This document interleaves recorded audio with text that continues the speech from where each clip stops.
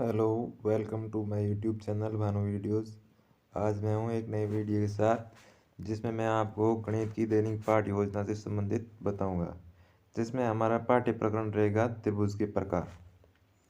इसमें स्टार्टिंग में बताया हुआ है कि दिनांक, कक्षा, क्लास, विद्यालय, समय और प्रकरण से संबंधित इकाई, विषय, पाठ्यक्रम वगैरह अपने अनुसार डाल लेना है। उसके नीचे उद्देश्य और अपेक्षित व्यवहार कर परिवर्तन में जो भी दिया हुआ है इसी तरह लिखना है। फर्स्ट में है ज्ञानात्मक। ज्ञानात्मक के अंदर बताया है कि छात्रों को विभिन्न प्रकार के त्रिभुज की जानकारी प्राप्त कराना। इसके अंदर अपेक्षित व्यवहार कर परिवर्तन में लिखना है कि छात्र विभिन्न प्रकार के त्रिभुजों के बारे में जानकारी प्राप्त करते हैं, करेंगे, ऐसे लिख देना है। बाद में अवबोध के अंदर बताया हुआ है कि छात्र त्रिभुज के विभिन्न प्रकारों में परस्पर अंतर व तुलना कर सकेंगे। नेक्स्ट है ज्ञानोपयोग में लिखना है कि छात्र त्रिभुज के बारे में प्राप्त ज्ञान का उपयोग अपने उच्च कक्षा अध्ययन एवं दैनिक जीवन में कर सकेंगे। नेक्स्ट है कौशल। कौशल में बताना है कि छात्र त्रिभुज के विभिन्न प्रकारों की पहचान करने में दक्षता हासिल कर सके। नेक्स्ट इसमें है सहायक सामग्री। इसमें है कि हमको लिखना है लपेट फलक, संकेतक, मॉडल। आप जो भी पढ़ाने में उपयोग ले रहे हो उनको लिख देना है। नेक्स्ट है शिक्षण विधि। प्रशिक्षण विधि में लिख देना है कि कथन विधि, कुछ भी लिख सकते हो, आप बोल रहे हो तो कथन विधि। नेक्स्ट है पूर्व ज्ञान, बच्चों को पहले से क्या ज्ञान था उसके बारे में लिखना है कि छात्र बिंदु, किरण, रेखा व कोण के बारे में जानते हैं। नेक्स्ट है प्रस्तावना। प्रस्तावना में क्वेश्चन है कि छात्र दो बिंदुओं को आपस में मिलाने पर क्या बनता है। क्वेश्चन लिखने हैं एक दो, और इसमें एक ऐसा क्वेश्चन होना चाहिए जिसका आंसर स्टूडेंट को नहीं आता है। पूरी पाठ्य वस्तु जो उस पर आधारित होगी और उसी को उद्देश्य कथन के रूप में बनाना है। नेक्स्ट है इसमें कि किसी कोण की दोनों भुजाओं में से रेखाखंड लेकर उनके दूसरे सिरे परस्पर चित्रानुसार मिला दिया जाए तो बनी आकृति क्या कहलाएगी, उसको हम निरुत्तर में ले लेते हैं। बाद में जो भी निरुत्तर है उसको उद्देश्य कथन के रूप में लेना है। ये सेम ही इसके अंदर डाल दिया, जैसे कि अच्छा तो बच्चों आज हम त्रिभुज के बारे में जानकारी प्राप्त करेंगे। फर्स्ट इसके अंदर पॉइंट ले लिया है त्रिभुज। त्रिभुज में छात्र अध्यापक, छात्र अध्यापिका क्रियाएं, छात्र छात्र क्रियाएं, श्यामपट्ट, सारांश एवं सहायक सामग्री, 4 कॉलम है। इसमें फर्स्ट हमने लिख दिया है त्रिभुज। त्रिभुज के बारे में छात्र अध्यापक द्वारा बताया हुआ है कि कोण का मॉडल दिखाते हुए, जो श्यामपट्ट सारांश में बताया हुआ है कोण BOA, इसको बताते हुए क्वेश्चन किया है कि ये क्या है, छात्र अध्यापक द्वारा बोला गया है। तो इसमें अपोजिट में छात्र द्वारा क्रिया होती है कि कोण BOA बताया हुआ है। नेक्स्ट इसमें है कि इसमें कितनी भुजाएं हैं, तो इसमें हमको 2 भुजा शो हो रही है। नेक्स्ट है छात्र अध्यापक द्वारा बताया है कि अब यदि इस कोण की दोनों भुजाओं के बिंदु A और B को एक दूसरे से मिला दें तो उस आकृति में कितनी भुजाएं होगी। तो पहले तो 2 भुजाएं थी और लास्ट वाले पॉइंट को मिलाने पर 3 भुजाएं हो जाती है, जो कि श्यामपट्ट सारांश में शो हो रही है। नेक्स्ट है कि इस आकृति को क्या कहते हैं, तो इसका आंसर नहीं बताया गया है, इसलिए निरुत्तर बोला है। उसके बाद में निरुत्तर है तो छात्र अध्यापक द्वारा बताया गया है इसी का आंसर कि इस प्रकार से 3 भुजाओं से घिरी हुई बंद आकृति को त्रिभुज कहते हैं। तो इसमें हमने लिख दिया छात्र छात्र की क्रिया में कि छात्र ध्यानपूर्वक सुनेंगे, और इसको सेकंड पॉइंट दे दिए कि इसी को आगे हमको डिस्क्राइब करना है कि त्रिभुज की भुजाएं, शीर्ष व कोण हम आगे पढ़ेंगे।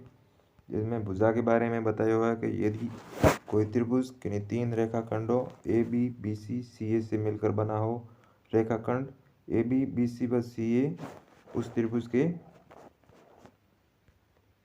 त्रिभुज को तीन भुजाएं कहलाती है, जो हमने पिछली स्लाइड में शो हो रहा था। AB, BC और CA तीनों भुजाएं होगी।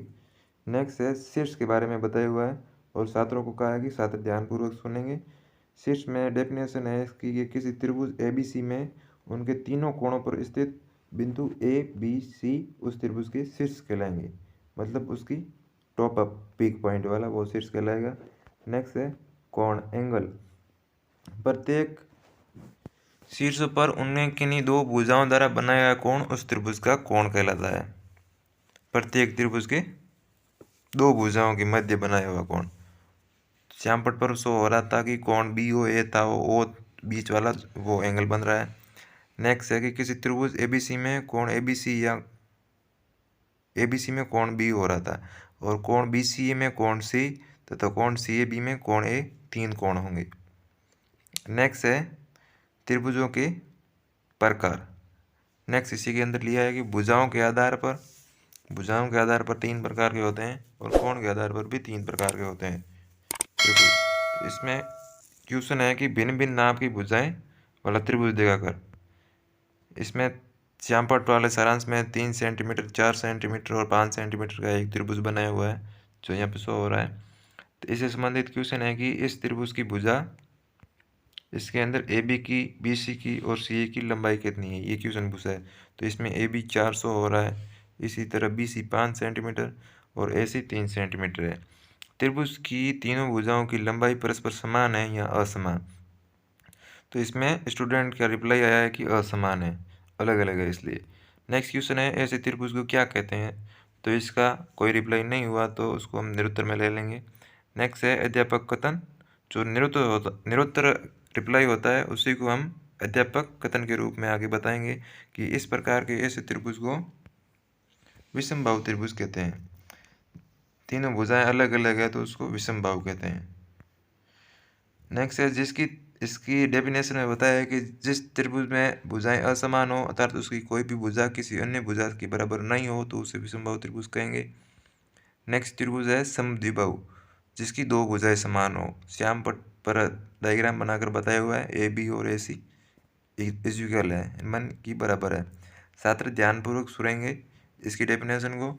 दो समान भुजाओं वाला त्रिभुज दिखाते हुए इसके अंदर लिया है कि इस प्रकार का त्रिभुज जिसकी कोई दो भुजा परस्पर समान हो तो वह समद्विबाहु त्रिभुज कहलाता है। नेक्स्ट है समबाहु। समबाहु का मतलब हो गया त्रिभुज की तीनों भुजाएं बराबर है। जो हमें डायग्राम में शो हो रही है कि ऐसा त्रिभुज जिसकी तीनों भुजाएं एक समान हो वह समबाहु त्रिभुज कहलाता है। इसमें रहे कि समबाहु त्रिभुज का प्रत्येक कोण 60 डिग्री हो। नेक्स्ट हमारी ये कंप्लीट हो जाती है पाठ योजना। तो पुनरावर्ती है मूल्यांकन के क्वेश्चन हमको 3-4 डालने होते हैं। उसमें है कि त्रिभुज किसे कहते हैं, इसी से रिलेटेड बताना है। सेकंड क्वेश्चन है किसी त्रिभुज में कितने कोण होते हैं।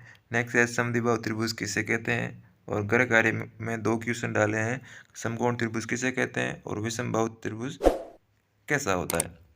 नेक्स्ट है इसकी कंप्लीट होने पर लास्ट पेज में होता है परिवीक्षक पृष्ठ, जिसमें हमको कक्षा अध्यापक के साइन वगैरह कराने होते हैं। उसमें लिख दिया है कि इसको 3/12/22 को कराया गया है, किस कक्षा में कराया और विषय और प्रकरण क्या था, त्रिभुज का प्रकार लिख दिया। और उसके बाद में लेफ्ट साइड में डेट और राइट साइड में कक्षा अध्यापक के साइन कराने के बाद में इसको कंप्लीट माना जाता है। तो धन्यवाद दोस्तों, आपको वीडियो कैसा लगा कमेंट करके ज़रूर बताएं। और इसी तरह की वीडियो देखने के लिए आप हमारा यूट्यूब चैनल भानु वीडियो को सब्सक्राइब कर सकते हैं। धन्यवाद।